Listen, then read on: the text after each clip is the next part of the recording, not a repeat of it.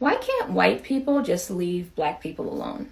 People watch my videos on social media talking about anti-racism, talking about reparations, and they can't control themselves. They have to comment and tell me, I disagree. I don't agree with what you're saying. That's ridiculous. That's stupid. And my response before I block them is, I didn't ask.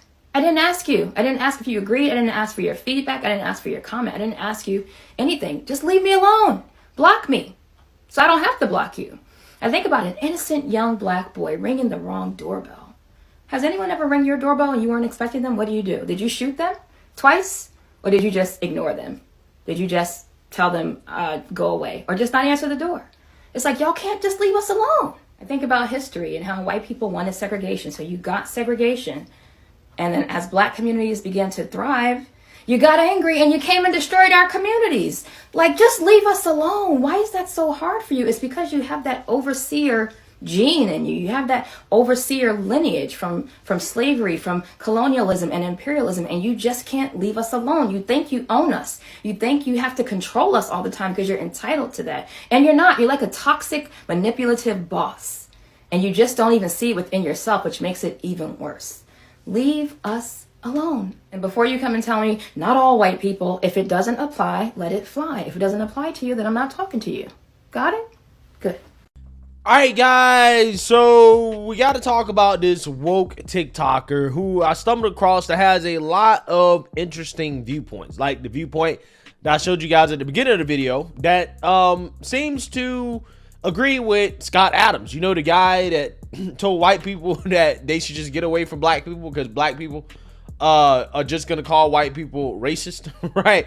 Regardless of what white people do. Yeah, seems to me that she agrees with Scott Adams, okay? She tells white people to leave black people alone. Leave black people alone, okay? Allow black women like her to advocate for policies like reparations and anti-racism, which is just discrimination against whites.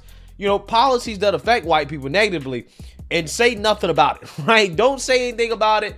Don't criticize it. Don't engage in public debate, despite the fact that she is posting this video on social media, inviting public debate, but don't say nothing about it, right? Because you're racist, okay? And you're especially racist if you refer to black people by certain terms. In fact, there are certain terms, according to her, that are just as racist and derogatory towards black people than the N-word, okay? And I want to talk about it. But before I get in there, I just want to let you guys know, if you like my channel, you want to support my channel, you can check out my merch. Like, for example, my signature racist mug, which is a daily reminder of the 2023 definition of racist according to the left, which is anybody who disagrees with the Democrat Party.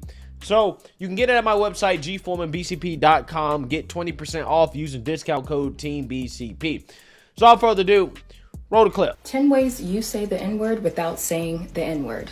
If you use any of these terms or phrases in reference to black people, you are just as racist as the person that actually uses the N-word.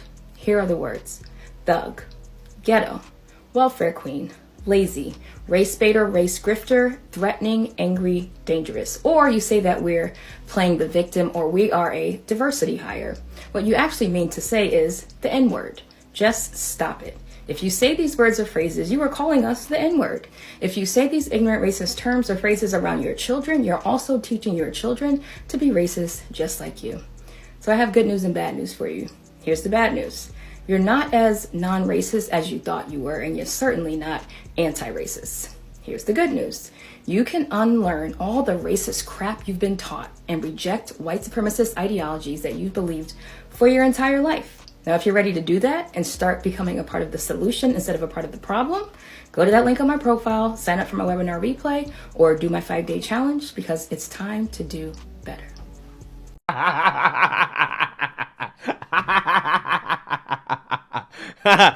Hey, is anybody surprised by this, right? Again, the biggest hustle of 2023, I'm telling you guys, is the anti-racism hustle, okay? Where they tell white people you're racist just for breathing, right? And being white, okay? You're racist because you're white and you're breathing, okay? And anything you say and do is racist. Again, for example, like use the word lazy, thug, saying that they're diversity hire, or saying that they're playing a victim. All these things are the equivalent of saying the N-word, okay? AKA, you can't criticize black people, right? That's what she wants. She said, look, you can't criticize black people at all, okay? If you criticize black people, you're racist, because we know that if you use any other word outside of those terms, she's still going to say it's racist, okay? She's still going to say it's racist, because ultimately, in the day, if you're white, in order to not be racist, you have to buy her shitty courses, okay? Her shitty courses on how to not be racist. Once you buy her course and you learn how to not be racist by avoiding saying these words that she claims it's the same thing as saying the N-word, you have to buy more of her courses because you're still racist, right? You need to buy more. You still need to continue to do the work. And the trick here is that you will never not be racist, right? If you're white, you will never not be racist according to people like her, because they're always going to play the victim, okay? Just in virtue of the fact that your skin is white, this person is going to continue to try to sell you the idea that you're racist, and there's nothing that you can do about it except buy her courses. Again, it's an amazing grip. And any white person, any guilty white liberal that turns around and spends their money on this woman, they deserve to part with their money, right? Because a fool and his money shall part, okay? That's what happens. You are a fool if you buy one of these courses. But I'm pretty sure she has some people buying these courses because, you know, being called racist for some white people is the worst thing ever, right? They don't want to be called racist so bad that they will go out and buy these courses to try to figure out how to not be racist. When again, the grift, the trick is that you will always be racist no matter what you do. 3 ways white allies cause unintentional harm during conversations about racism, part 3. You tell us you feel so bad about the way black people are treated, and you feel so bad about all of the harm that is inflicted upon black people, and it's just such a terrible thing, and you feel awful about it. Well, guess what? We don't need your pity. We don't need you to feel bad. We don't need your guilt, your shame. We don't need any of those performative emotions and that performative rage that you feel. It's called virtue signaling, first of all. And second of all, we don't need it. What we need you to do is unlearn your own internalized racism, divest from and reject white supremacy culture and white supremacist ideologies. We need you to get real about healing yourself from white violence and what you've been taught your whole entire life. See, what's really a shame is that you've believed all of the lies that you've been taught for your whole life about black people. What's terrible is that you have been inflicting harm on us for most of your life without even realizing it, through your silence and through your complicity in white supremacist culture and racism. So the question is, what are you going to do about it? But guess what? We don't need your white saviorism either. Make sure you look up that term, white savior. We don't need that. We need you to do the healing work that you need to do on yourself and take responsibility for that instead of focusing on feeling bad for and having pity on us. I can help you do that today in my webinar for the Anti-Racist Conversations Confidence Challenge. I'm teaching you how to have conversations about racism without causing unintentional harm. The link to sign up is on my profile. And you also notice something else. In that beginning video that I showed you guys, she wants white people to stay away from her except when it comes to buying her courses, okay? She says, white people, stay away unless you're trying to buy my course, right? Unless you're trying to pay me some money, stay away from me. Again, it's amazing how that works. But ultimately, at the end of the day, the real racist here is her, because she is the one that's associating these terms like being lazy, victim mentality, or thug. Like, you're associating these words with black people. I don't associate the word thug or lazy or any of these attributes or words that she said with black people. Okay, I damn sure don't think that saying these words is the equivalent of saying the N-word. It's not. These are just adjectives to describe people in general, right? Who fit those descriptions, not just black people. The fact that she thinks that these are slurs tells you in her mind that that's what she thinks about black folks, right? That's what she thinks about when she thinks about black people. And she uses her own internalized racism to try to guilt trip guilty white liberals into going along with her courses, right? Like, for example, right, I looked into her webinar. Here's some testimonials. Let's hear some guilty white liberals give their testimonials on how this anti-racism seminar changed their lives, made them less racist. It goes live Anti-Racist Conversations Confidence Challenge webinar today. And I have some big takeaways that I want to share with all of you. And by you, I mean white people. I mean us. And if you also happen to be a survivor of relational abuse or trauma, I'm saying this a little louder to you.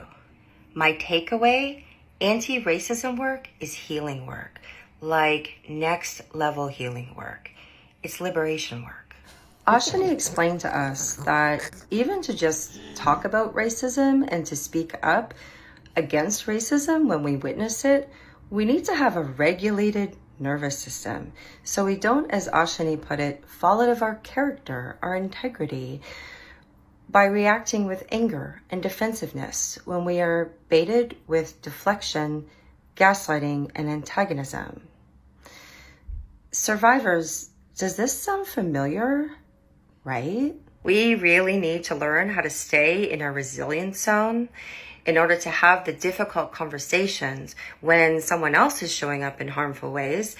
Yeah, so for the low price of at least $97, right, or more, you can be like that white woman right in that video. Okay, say a whole bunch of buzzwords without actually saying anything at all. You know, if $97 is not enough, right? If you want to pay more than that, they're gonna ask you at the bottom, have you done my 5-day anti-racist conversations confidence challenge yet? It is a completely different yet life-changing training from my webinar training. Sign up today for only $20 per day. This will add $100 to your purchase at checkout. Yes, add 5-day anti-racist conversations confidence challenge. Yeah, so I'm not sure exactly how this is gonna make you less racist than a webinar, but again, you can add $100, right? So for the grand total of $200 a pop, you can get a full-blown anti-racist trading course from this woman on the internet. Amazing stuff, right? Absolutely amazing.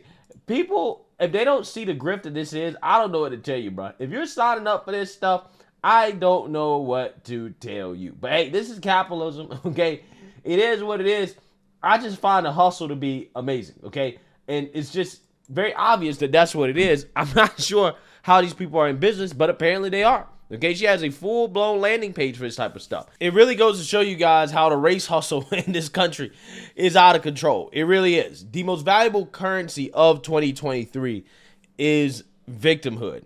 And apparently that's like saying the N-word, but I don't care. Let me know what you guys think. Make sure you like, comment, and subscribe. Most importantly, share a Black conservative perspective. Peace.